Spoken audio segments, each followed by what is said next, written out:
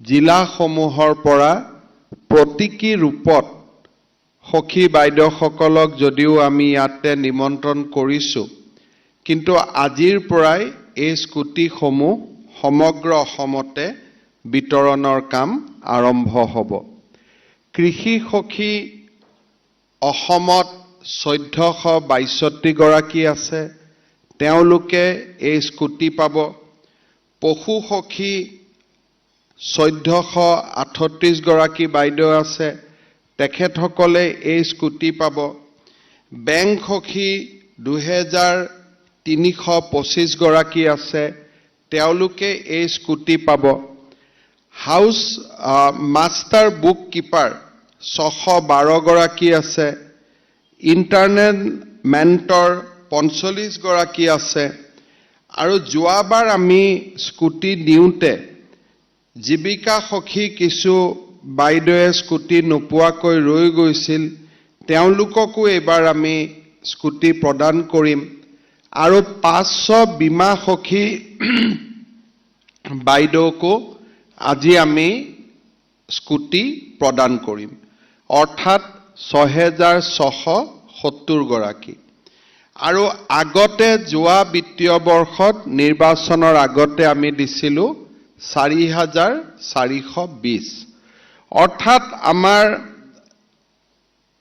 8 গৰাকী যি সখী বাইদেউ ইয়াত কাম কৰে, সকলোৰে হাতত এতিয়া আমাৰ একোখনকৈ স্কুটি আমি পাম বা আমি পাব গৈ আছোঁ।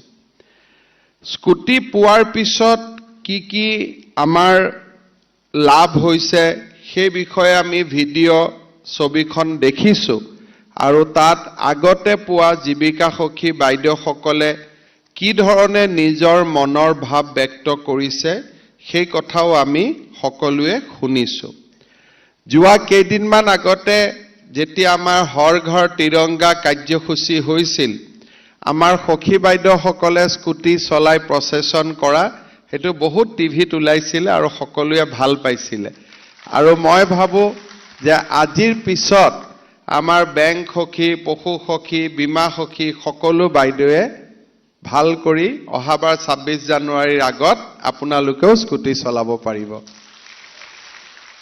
এতিয়া আমি সকলোৱে জানো যে আমাৰ ভূমিকাটো কি।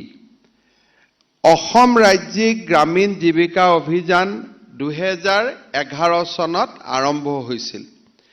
আমাৰ লক্ষ্যটো কি যে অসমৰ দৰিদ্ৰ পৰিয়াল, এই পৰিয়ালসকলৰ একোগৰাকী মহিলা একোটা আত্মসহায়ক গ্ৰুপত যাতে অন্তৰ্ভুক্ত হ'ব পাৰে। অসমত আমাৰ হিচাপত 35 লাখ দৰিদ্ৰ পৰিয়াল আছে। আৰু যদি 35 লাখ দুখীয়া পৰিয়াল ইয়াতে সদস্য হ'ব লাগে, তেতিয়াহ'লে আমাক 3,18,495টা আত্মসহায়ক গোট এতিয়ালৈকে আমি নিৰ্মাণ কৰিব পাৰিছোঁ।